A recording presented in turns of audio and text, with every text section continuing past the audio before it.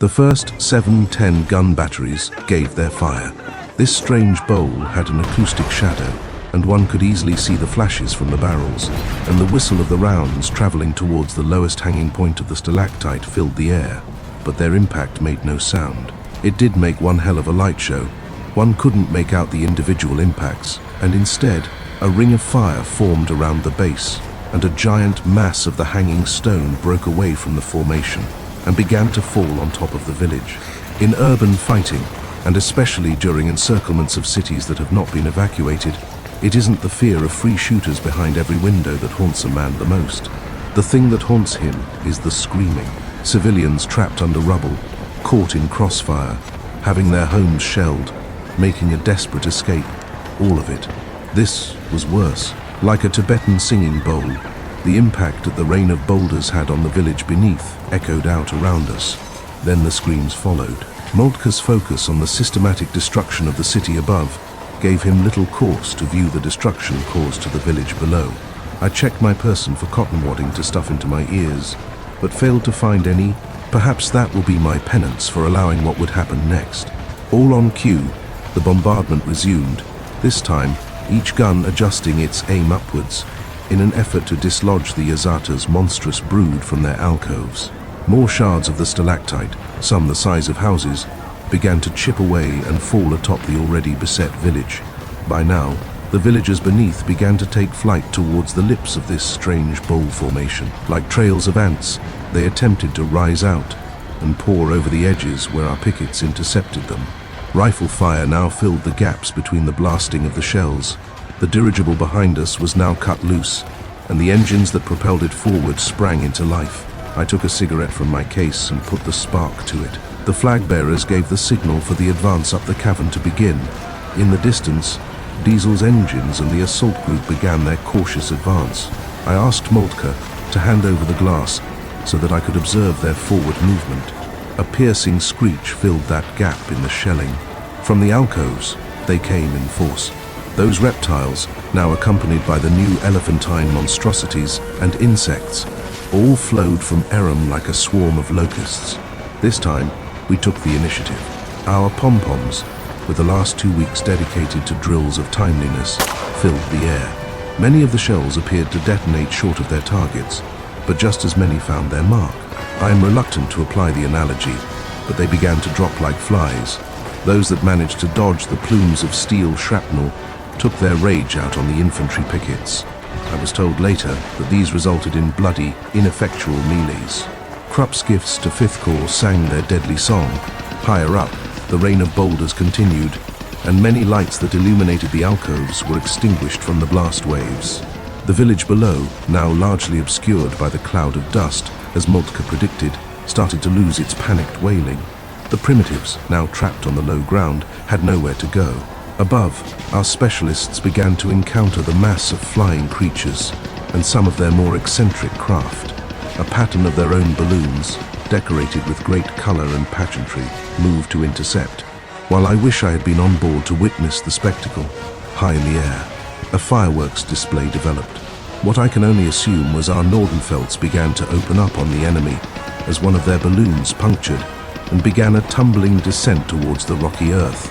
I believe it was our hope that the enemy would not come near enough to board the craft, but a great metallic crash drove my attention to the remaining balloons, from whose gondolas a series of ballistas began firing harpoons at the Zeppelin.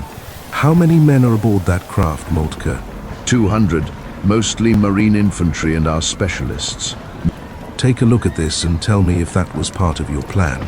I handed him the binoculars, and he took in the strange sight, something comparable to the naval engagements of an era gone by. Great ships crashing into one another with tremendous force, and boarding actions that would surely follow. I am fully confident that they will not be impeded in their task.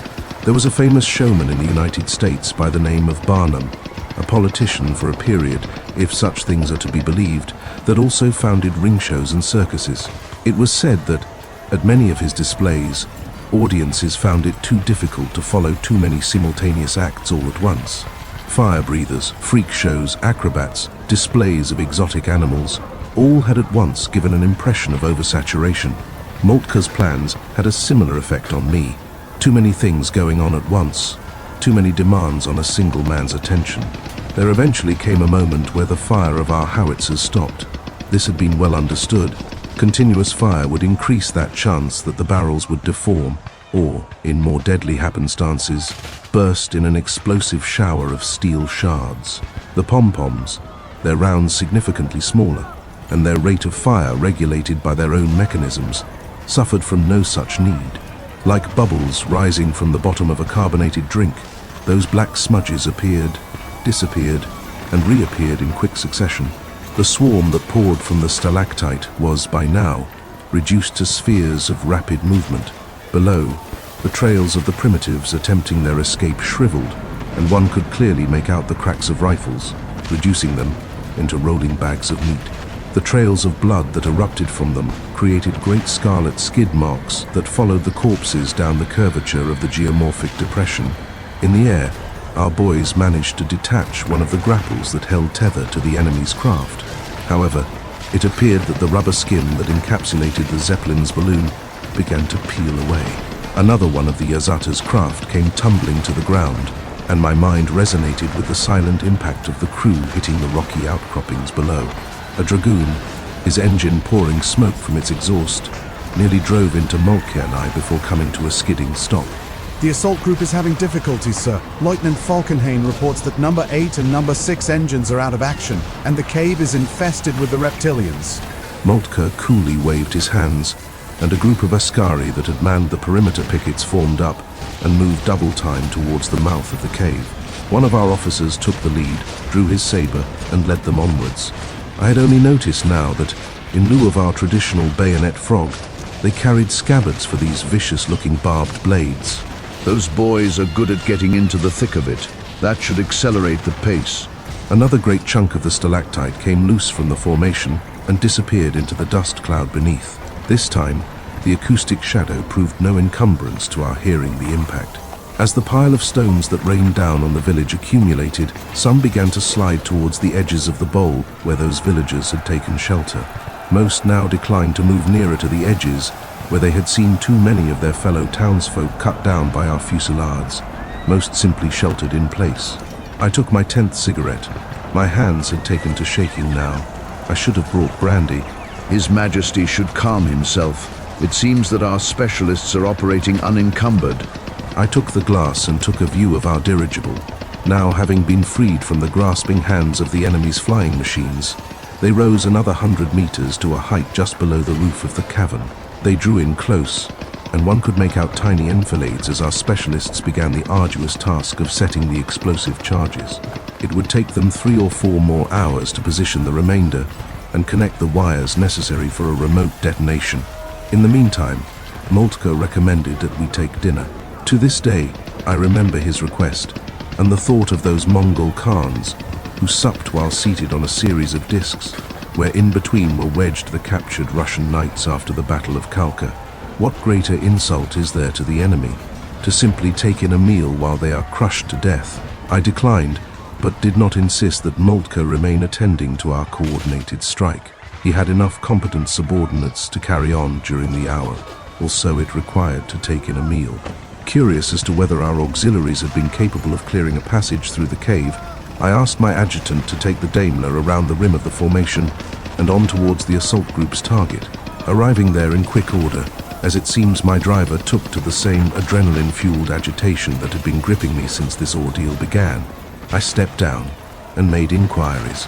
One of the flag bearers and his escort were milling around the mouth of the cave and provided me with an answer. Thank Christ for those dark fellows. They've cleared most of the way up and don't seem to fear those lizards. Should be an hour or so before they break into the top of the spire. What are these then? I gestured towards what appeared to be canisters of fuel, or perhaps explosives, loaded onto Daimlers and kept under a heavy escort.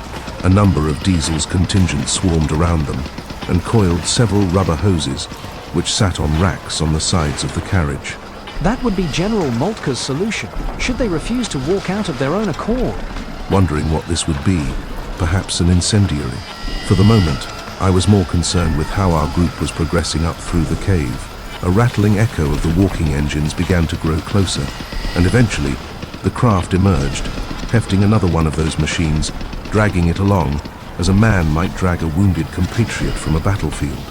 The glass of the vision ports had been shattered, and the smears of gore dripped down past a series of punctures and cracks in the steel carapace.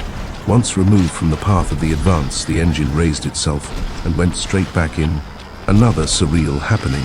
Further up the tunnel, the sounds of combat became ever more distant. They must be making progress. It was at this point that we had visitors. Thankfully, just a group of British officers that must have been hearing the impacts of shells and the cracking of the stalactite. They swarmed Moltke, whom, even at this distance, could be made out as handing out the binoculars for them to see the results of our attack. The driver opened the carriage door for me to return to the command parapet, and behind me, those men and those mysterious cylinders started up the path into the tunnel. Good God, man. Your telegram stated your intent to perform a light skirmish against them. You want to bring the whole thing down? I'm afraid so, Colonel. There was nothing for it. You understand the primitives. You understand that they require a show of force before submitting. Those red-jacketed do-gooders seemed aghast at our efforts. Somewhat ironic, given their own historical propensity to engage in reprisals against their own colonial subjects. At least we had a hope of success, and their great failure in the subcontinent informed me that perhaps our policy should not be modelled on theirs. I did feel compelled to inquire as to the mysterious solution to prevent a prolonged siege. Ah, here comes our leader now. Your Majesty, this is Colonel Brig Whitby and some of his staff, come to observe the action here today. A pleasure, gentlemen. They all removed their pith helms and gave a cordial, Your Majesty. Major General, what exactly have you cooked up to force them to the ground? To be truthful, my prince, I did not cook it up at all. That is the work of the Hoche firm. The chemists? You plan to dose them out?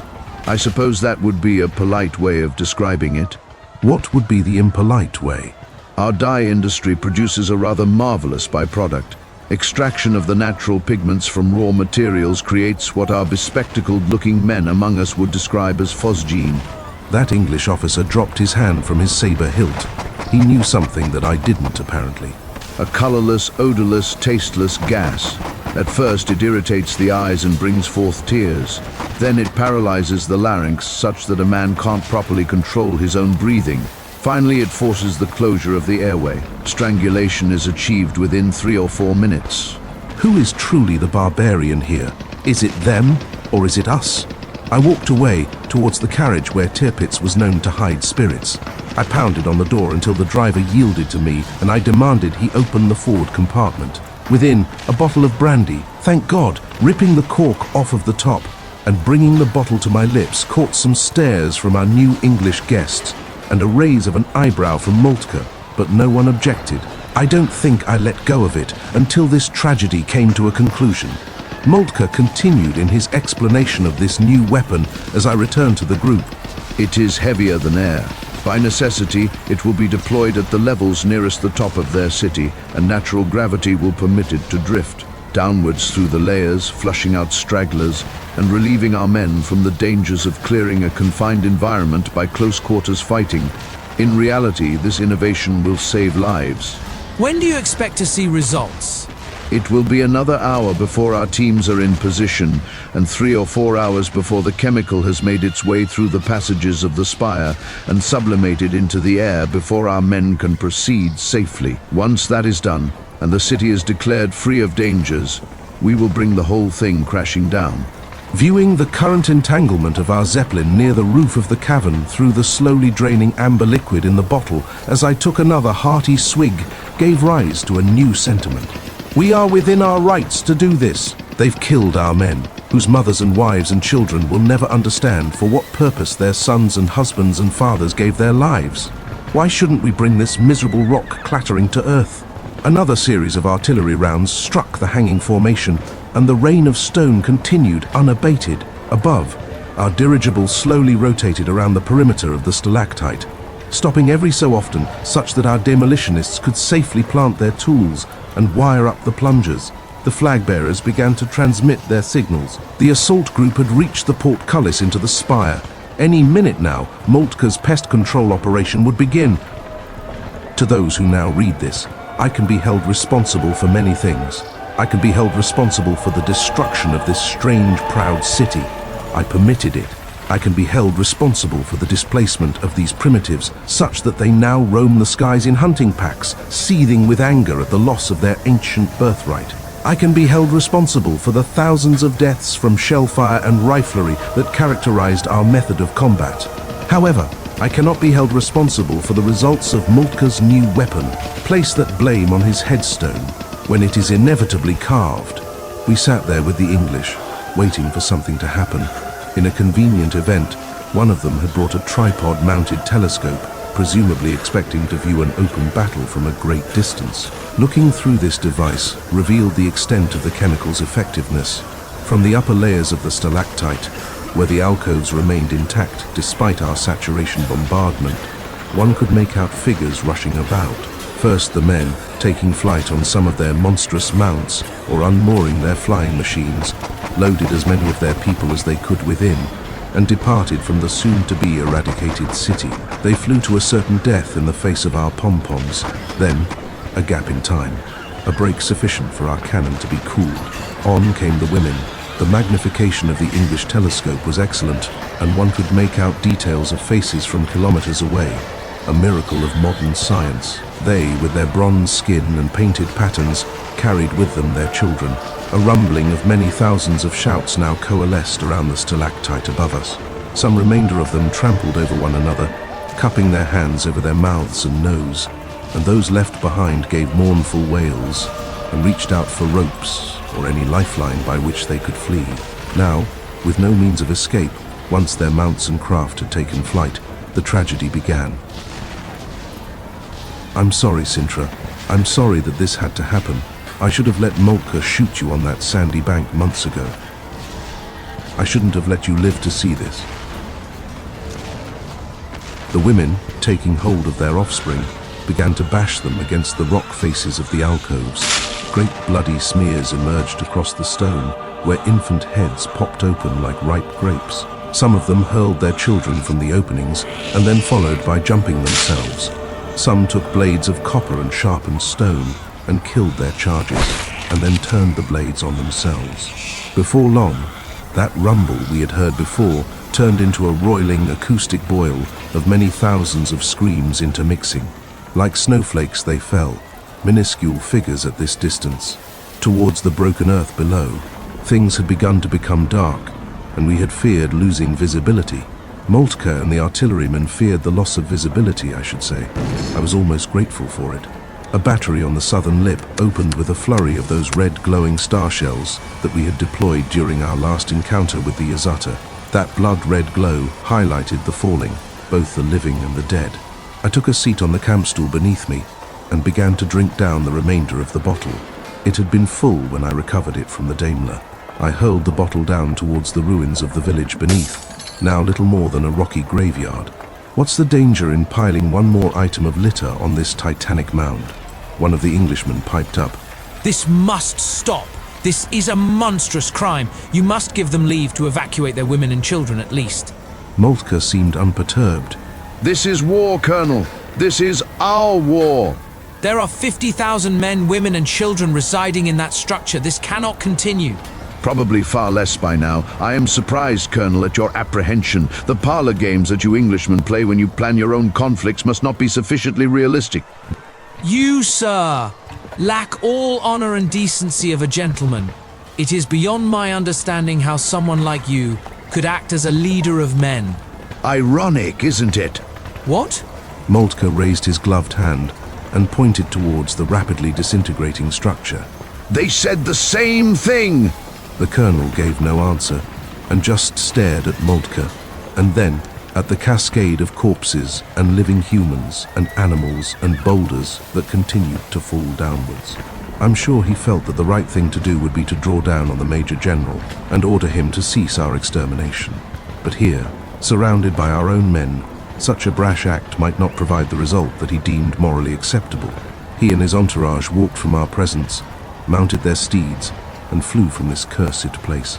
I asked one of the Jaegers nearest me for another pack of cigarettes. I had cleared one full pack of Batskaris already. At this point, relief from cravings wasn't the purpose. I just needed to give my hands something to do. Moltke raised his saber in his hand and brought it down towards his hip once again. and the firing stopped. Another hour or two and the phosgene will have cleared the structure. Then we will send the assault groups in to clear it, sir. All right. Are you well, sir? You appear a bit shaken. All right. He grabbed hold of the closest man and whispered into his ear. Soon enough, the medicals that were nearest to us swarmed me. Can you follow my finger, Your Majesty? Can you stick out your tongue? Can you unbutton your shirt? Enough. I rose past them and resolved to finish this madness as I had started it. Strong, willing, and complicit. That will be my penance for this crime.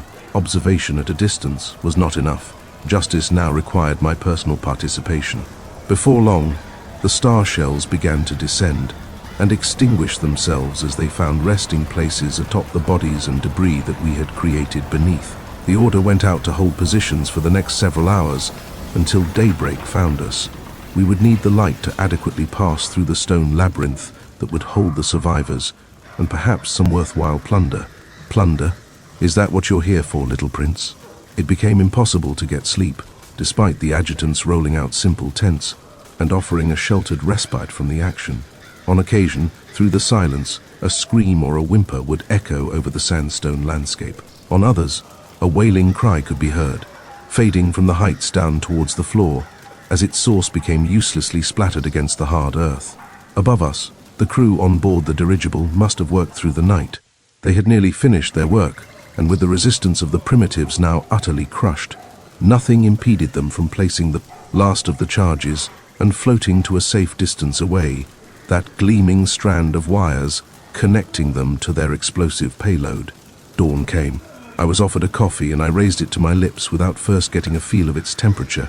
Scalding hot it was, and the burning sensation on my tongue certainly sobered me up fully. I beckoned for a driver to take myself and half of our escort to the cave entrance, where we would follow behind the assault groups and guide their path through the labyrinthine structure. The sound of our engines slowly died out, and little could be heard other than the tectonic cracking from the damaged stalactite. No moans or screams, utter silence. We stepped down from the carriages, and running past us were those laboratory-coated devils and their asphyxiating weapons. I grabbed one by the shoulder and held him tightly. Tell me honestly, or I will have you hurled into that abattoir that we've made. Is it safe to proceed? Certainly, sir. At least, safe from the gas. So be it. I released him, and he shuffled on his way. I retrieved my sidearm and readied myself. The trek up the slopes of this strange tunnel took around 45 minutes, less than the hour predicted by Moltke, but as we were not fighting our way in at the present, that was to be expected. As we journeyed, we passed a jumbled mess of remnants, mechanical components ripped from the walking engines, wings and beaks and talons of the reptilians, either shot away or torn clean off, and the corpses of our boys, ravaging tears through their tunics, missing limbs or featuring gaping holes in their torsos. We came to the terminus of the cave that presumably led into the interior of the city, a great stone wheel, similar to those found in Mesoamerica, all adorned with carvings of symbols, human faces, animals, and the like. A hole in the wheel had been blown open, and our sections had been taking cover to the sides of the entrance. Falkenhayn, Ludendorff, and Hindenburg led the groups in person and apprised me of the situation. Hindenburg, as the senior officer on the scene, spoke first. Our lads are ready to proceed inside. There had been heard the pattering of footsteps against the stones and some occasional cries in their language, but nothing to indicate that they are making ready a defense. That chemical seems to have done wondrous work. All right. Shall I give the order, sir? Go ahead, Captain.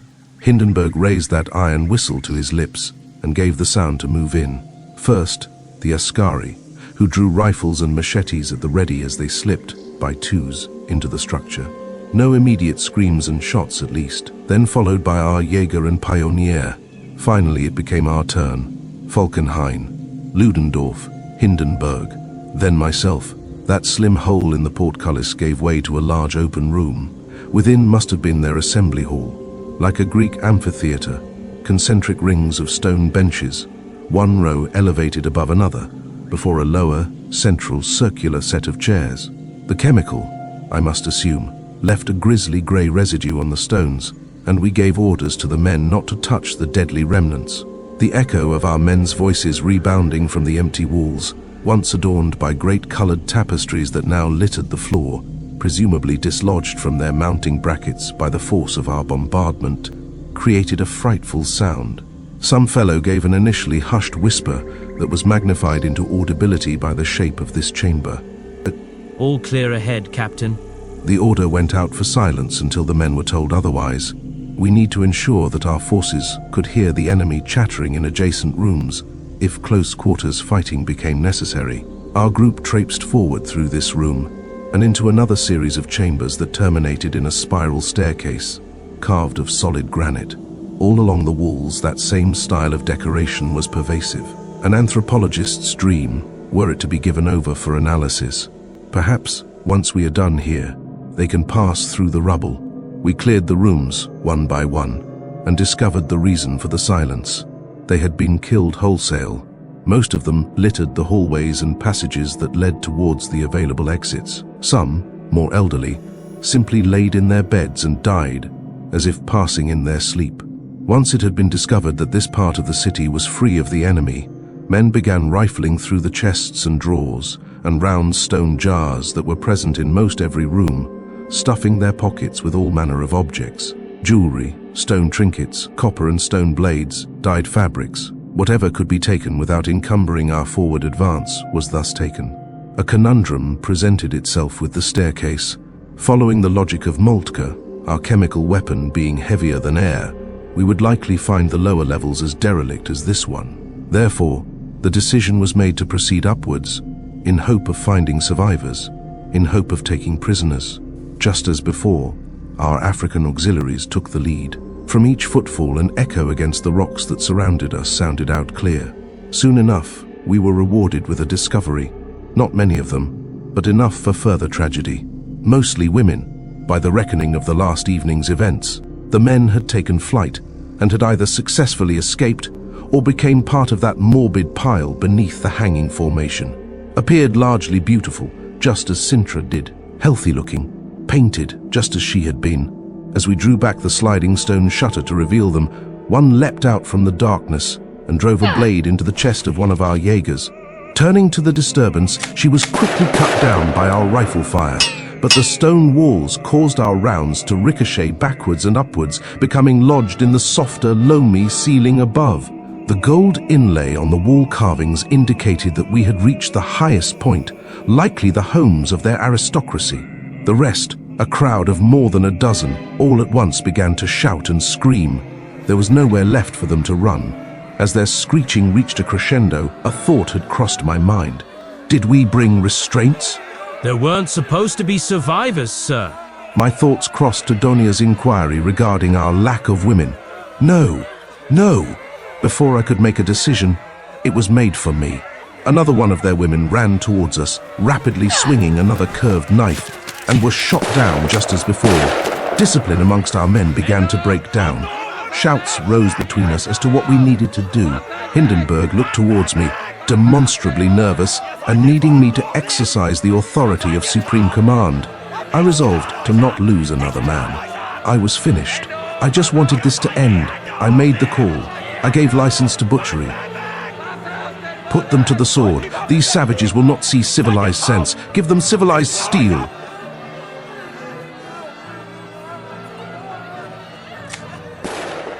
It began in this room. It did not end in this room. It would not end for some hours. Like the Romans at Cremona, the pillage began.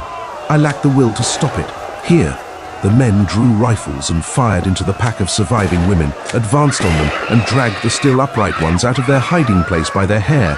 Others, distracted by the potential for riches in this strange place, broke off from the main body and searched through the remaining chambers. One after another was searched and stripped of all valuables. Men shoving past one another, draping necklaces over themselves and rings on their fingers, hefting out chests that spilled gold and silver and jewels across the smooth granite floors, and returning to the safety of the tunnel with their ill-earned riches. We would eventually discover some artifacts of a more familiar manufacture, including a French bicycle, an Austrian glide frame, and a set of English porcelain. The ravaging began in earnest. I did not follow those men who dragged the women away. But as more rooms with the survivors were discovered and the cries continued to fill the air, their purpose was obvious. More of our men began to pour up the staircase and into these hallowed halls. Two of our Ascari held aloft some gilded spears ripped from a rack on one of the walls. Tapestries were torn from walls, all precious metals picked up and shoved into pockets. Those gilt-edged robes that denoted their nobility were tossed about as playthings, and more than one joke was shouted above the din, in contemplation of using them as washroom cloth. As the crowded hallways grew too full of men, the new arrivals poured into the levels below. Even here, some survivors were found. I shoved past the jam that had accumulated near that spiral staircase and descended to see what the commotion was about. Passing an open chamber, a squad of our men and their officers shoved those survivors, both men and women, against a wall. No children, thank God. As the officer dropped his saber, they fired, and the survivors collapsed into a motionless heap. More shots and screams rang out to punctuate the general roar that had enveloped us. Someone handed me a flask of something that burned as it went down, but I drank it anyway. It gave a warm feeling that lessened my sentiment of failure as the plundering continued. On these layers the wealth was less noticeable, but that did not deter them. Each chamber was thoroughly searched. Containers of foodstuffs spilt and their primitive artisanal pottery thrown about as the quest to peck up every speck of gold and silver took control. As we descended further, the men began to retrieve those strange metal palanquins that Diesel's men took an interest in. Whether or not they would give up their loot to our scientific contingent would now be a matter of barter rather than obligation. At the deepest layer, where the cracks in the facades were caused by our shelling, one could see past the beaded strings that separated the chambers into the stomach-wrenching heights of the exterior world. The breeze picked up, and those ratty clothes that hung on wooden racks, presumably used for the care of their animals, fluttered in the wind. Here, our engineers, now dismounted from their walking engines, entered in good order and began to retrieve thatch cages which contained young specimens of their monstrous mounts. The chirp as they were taken from their home was nearly as mournful as the screams which had smothered this evil that we had committed. I found a chamber that was empty and took another cigarette. I had left my matchbox in the Daimler and, in its stead, took a flickering torch from a mount on the walls and brought it towards my face. Tiredness began to take me. Maneuvering out towards that assembly hall where we had entered initially, I took notice of a side passage that had not been opened. A wooden handle lodged in the stone seemed untouched. Despite my weariness, my caution did not drop away, and I drew my revolver. Entering into yet another chamber, this time less ornate, I could hear the scribbling of a pen on paper. Someone was here, another survivor. Perhaps the tight lines of the stone door against the frame prevented the entry of the gas. I attempted to creep up and inwards, but the click of my hobnails against the polished floor gave me away. The scribbling stopped, and I heard the creak of wood. I rolled back the hammer, extended my aim, and turned the corner. Sintra's father, I believe, his highest authority. As I came into view, that Cockney slave herald that I had seen before squawked something at him in their language. He turned to me. Inside the chamber, which I presume must have acted as his scriptorium, were numerous shelves of books and scrolls and parchments. The rudimentary desk, constructed of the same date palm timber that dotted the floor of the layer, was scattered with various writing instruments, including a humorously anachronistic feather pen. Dust had accumulated from the new cracks along the chamber's walls. I looked him up and down, unarmed, insofar as I could tell. He looked disheveled. The gold and silver rings which held those grey braids in his beard had been taken off, revealing patchy spots on his face. He spoke, and his herald relayed. His highest authority offers his surrender to Crown Prince Wilhelm, scion of Hohenzollern. A bit late for that. I found a stool near the door, levelled my sidearm at him, and pulled it under me as I took my seat. I'm afraid his highest authority is too late for the diplomatic approach. Outside, the commotion of our lads entering with nothing and leaving with everything gave cover to our quiet conversation. There wasn't anything in here that any of them would want, but I nonetheless wanted an opportunity to examine their leader myself, without the pressures of the men spurring me on to kill him, or worse. His highest authority asks what the fate of his people will be. His highest authority should have walked out from his chambers before we began our assault. Your people have been scattered to the wind. His Majesty Crown Prince Wilhelm has finally understood honor. His highest authority is proud. My eyes narrowed as I contemplated his ramblings. My headache made the front of my brain throb with each word. Is this what honor is to you? Ravage and pillage and plunder and rape? Honor is that which is accorded to a man by his victory in the field of battle. His highest authority now yields his city to the victorious. I shot the Cockney, straight through the brain. It wasn't a difficult shot, as he had been placed in what appeared to be a man-sized birdcage. I couldn't take the magisterial madness anymore. I needed to talk normally. Whomever he was likely already considered dead by friends and family, so this would be no great loss, other than the inconvenience caused to his now former owner. I rolled the hammer backwards again and took aim at the robed man. If I kill him, this ends. These people are deprived of their centralized leadership. Their attempts to confederate into one unified entity would be tossed aside by the rough and raging currents of history. I leaned in close, and knowing that he was not likely to flee or to take a defensive stance, I retrieved my cigarette case. My shaking hands made it difficult to place it in my mouth, but eventually I succeeded. To my surprise, the old man took up the candle from his desk and lowered it towards me. Gratitude! I don't know why, but I figured he knew French. Sintra knew enough. Perhaps he taught her. Let's find out. Enough of this. No more charades. I didn't want this. I didn't want to put your people to the sword. You could have ended this madness at any time. Your people could have lived. He paused and gave retort. A rasping voice, but dignified. We have fought with foreigners for 1,000 years. Not one among them has been successful in an attack on Holy Aram. Until now. You were a surprise. You gambled with the lives of your people and lost. For what? For honor. I gripped the pistol and drew my finger closer to the trigger. Honor isn't the wholesale destruction of a people. Honor is principled action.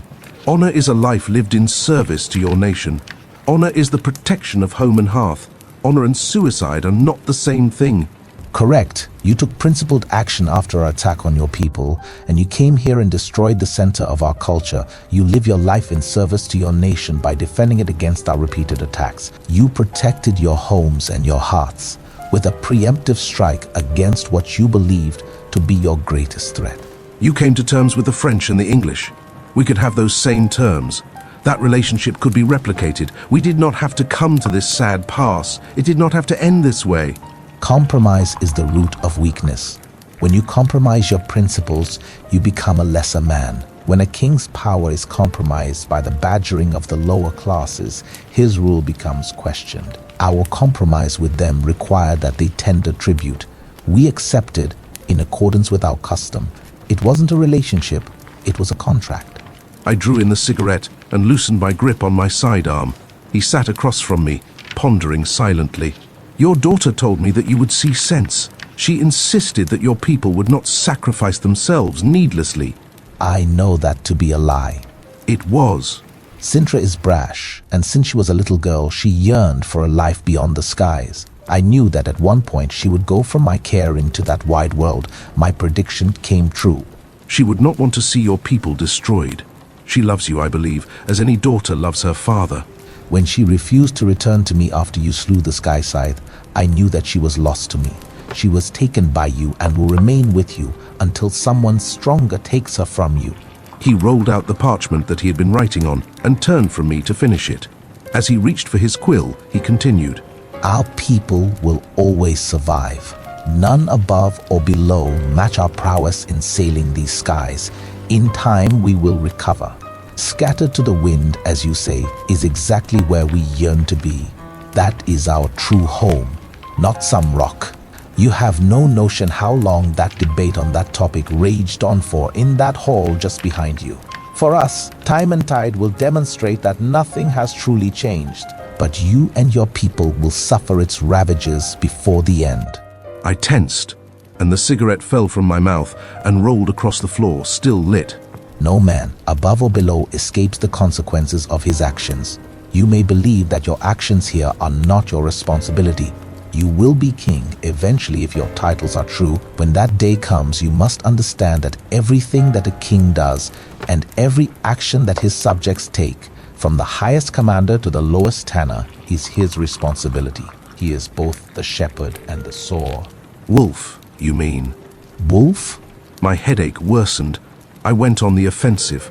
You think you balanced those roles effectively? You weren't either of those things, judging by what I have seen here. You lead your people to the slaughter willingly. You're neither shepherd nor wolf, you're a butcher. I'm a king. Kings and butchers often share duties. I was growing tired of the lecture. He handed me his scrawl. Sintra should read that. She will understand the significance. If I am to be taken prisoner, I am ready for the chains. You won't be leaving here alive, I'm afraid. The men, now that your inaction has riled them into a ravaging gang of looters, will want your head. My inaction or yours? Don't test me, Primitive. I can provide an alternative to whatever excruciating fate they would come up with. They have a creative streak when it comes to that sort of thing. Would you shoot me as you shot my herald? And I would enjoy it. I wouldn't, but I would do it so that this chapter of my life could come to a close. I feel compelled to inform you that this act will not go unpunished. Other clans will hear news of this act of destruction and will subject you to more attacks, more raids, more ambushes. How is that different from our situation prior to my decision to level this pile of rocks? Because it would have ended here. Instead, it will continue forever.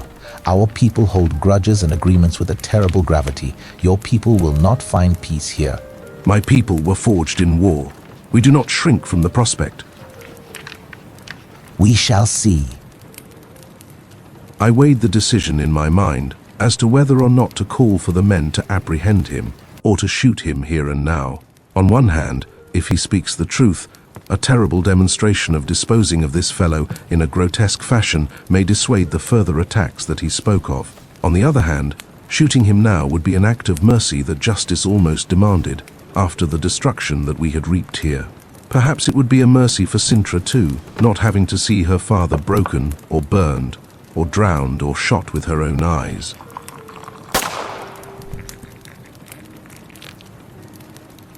Pulling the trigger was becoming easier. He slumped over in his chair. I closed his eyes. I stuffed the note into my tunic and left him there. Thankfully, there was no one lingering outside to catch sight of me entering from that almost hidden chamber. The ruckus that had developed now slowly simmered away.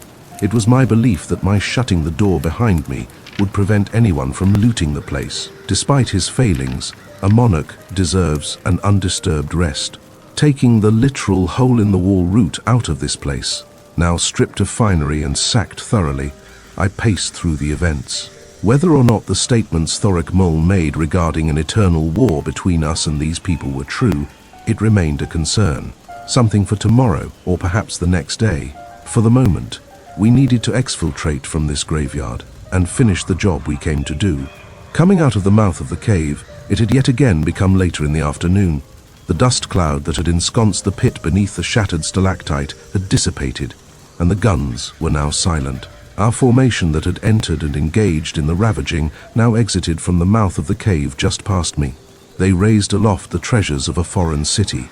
As I have already made reference to the Bellum Romanum, I will not extend the analogy any further. I had contemplated this outcome as a possibility. No amount of discipline and drill can change a man's inner nature. In the rapidly darkening skies, our dirigible remained, casting a fading shadow against the cliffs from which we began to emerge. My driver returned me to Moltke, and as we drove around the wide depression where once had been a village, I could see the destruction we had wrought. Bodies and loose stones and wattle-daub structures all intermingled into a jumbled mess. The rain began as I stepped down, and Moltke greeted me. I take it that our efforts at clearing the structure were successful. Just give the order and let us be done with this, Moltke. I've been up for 2 days straight. Finish it and form up the men for the return march. As His Majesty desires. The call from our runners went out to clear the distance from the projected path of the stalactite's fall, and a further head count became necessary to ensure that no one had remained to pick over the scraps, as if there were any left. After 20 minutes, a trumpet call sounded out, and the confirmation that all preparations were complete to end this disaster. Moltke walked to the Daimler, retrieved a signaling mirror, and shone a light upwards, towards the Zeppelin. His Majesty may wish to step back. Instead, I took up the telescope that the English had left behind, and I took a view of the seam that joined the stalactite to the roof. At first, nothing seemed to happen. Then, seconds later, everything happened at once. An enormous shockwave erupted from above us, and the sounds of the charges detonating activated that ringing in my ears that I recalled from too close a proximity to the Corps' practice range. A great whirling vortex of noise assaulted us as the deafening crack of the stalactite separating from the ceiling flowed out past us and across the landscape. The formation, hanging by a thread with the charges having blasted out the weakened stone that anchored it, the entire mass finally gave way and crashed to the ground. An enormous plume of dust and debris flowed up from the earth as it impacted into the bowl beneath, stones raining down on top of us, prompting our staff to take cover behind the motor carriages. Before we took any casualties from the rocky typhoon that now erupted, our column took up formation and began a double-time march away, just as the rain began to fall. I now see the shortcomings of the motor carriage. It lacked a roof. Once the deluge began, I couldn't even keep a cigarette lit, an appropriate circumstance for our departure, dousing the men's hot blood. I spoke with Moltke as we began on our return route. How many men did we lose? Reports indicate less than 200, about 1,000 injuries in total, most from the assault groups that traversed the tunnel before we deployed the auxiliaries, nothing irreparable. Do we have a tally on the enemy? You heard the English fellow. If his data is accurate, perhaps a little less than 40,000. Christ almighty. They sowed the wind and reaped a hurricane, Your Majesty. There is no need to pity them. Indeed. He produced from his satchel another bottle of brandy. It was almost funny, as I had not seen him drink since we left Germany. He took a deep sip and handed it to me. I took it and did the same. I don't like doing this, you know. There was something I'd never heard from him. Doing what exactly? Destroying things. Von Kluck or Stauffen would be better at that task than I. I never thought you to be a sympathetic opponent. I'm not, but I prefer to create rather than to destroy. I relished in the creation of the plan that, in large part, succeeded against an enemy of our nation. I didn't enjoy destroying that strange, ancient place and hurling whatever history may have been contained within on the ash heap. You will be pleased, then, that the men carried off a great number of things from the city before our departure. I'm sure something among the chests and vats and piles will be worthwhile to examine. Perhaps. The next several hours found us finishing this bottle and conversing over simpler times, life above, our respective families' trepidations at the thought of our journey, etc. It was refreshing to see the human side of him. Too often men like him, career officers, are seen as automata, a cold and calculating mind whose singular purpose is the dispatch of men to their death. He carries that streak, I will admit, but he is also just a man, just like you or I. Eventually the men began to tire, and the lower officers voiced complaints that we should break into camp. Doing so in this weather seemed inopportune and almost impossible. Staking tents into the sands of the beach, now inundated with rainwater, would lead to the loss or damage of equipment. We could see the lights of New Kirkwall in the distance, so I gave the order that we would press onwards. But, in this modern era, news goes quite far, quite fast. We reached the outer gate and demanded entry. We had an agreement with them after all. The guard initially prevaricated, but after another 15 minutes of enduring the downpour, the governor appeared. He had to shout to be heard over the drizzling rain. Your Majesty, Major General, it is good to see you alive and well. And you, Colonel Grey, we have completed our task, and now ask that you open your gates for us to take up quarters and rest the men. Did you find success against the Yazata? We did. A complex operation, but nothing outside of our capabilities. I am glad for you. I'm happy to discuss the events of the past 2 days in greater detail. Inside, perhaps. I fear that we cannot accommodate His Majesty's men at this time. You have my sincerest apologies. We can permit you to pass through the gate, but the public houses, which we would normally have available, have already been occupied by another interest. For God's sake. Might I ask what that interest might be? Her Majesty's 11th Hussars arrived just yesterday, so I'm told. Might I speak with their commander? Perhaps we can come to an arrangement. Certainly. Colonel Brigg Whitby, can you come address His Imperial Majesty? Well, there they are. Those damnable consequences of my actions. There he was, tilted pith helmet and all. Good evening. evening, Your Majesty. What can I do for you? Even at this distance, and through the trickling rain, I could hear him hold in a snicker. I would ask that the good colonel condense his men towards the barracks, such that we might be able to take quarters in the public houses of Jackstown. As I understand it, there is plenty of room for your men and your mounts at the Walmont Square. I fear that I cannot comply with Your Majesty's request, as I had promised my men the comforts of the pub in place of the derelict straw mattresses of our dedicated barracks. Is that the Major General seated beside you? Yes, it is.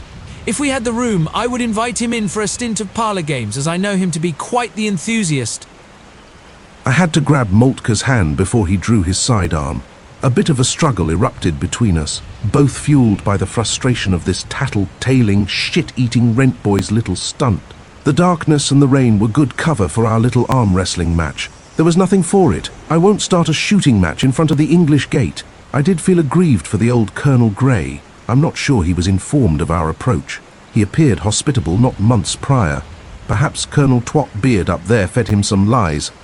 Nothing to do but to move on. I'm afraid the Major General must decline. Perhaps another time. Pity! Indeed. In any case, would you be so kind as to open the gate, such that we may pass onwards unimpeded? Of course! If I ever get the opportunity, there's a face that needs some disfiguring. Perhaps I'll set 3B on a bit of a kidnapping. Later. Not now. Not yet.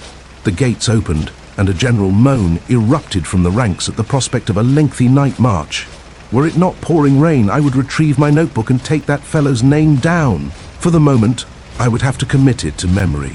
Nevertheless, we pushed on. An idea took hold of me in an effort to maintain the men's disparate morale. Nothing more uplifting than a song. I addressed the front rank of soldiers in the block behind us. "You men there, start a song!" The officer at the end of the rank asked the natural question. Which one, sir? "I don't give a damn which one, pick one. Start, and have the men behind follow your verse." Eventually, with that rank started, the next joined in, and then the next. The whole column, absent the medicals in their wagons, and the men we lost during our action, rose up in unison. As we journeyed through the dark, the song was the only thing to keep the beat, as the drums could not be heard over the inclement weather. At some points, I could swear Moltke joined in. I know I did.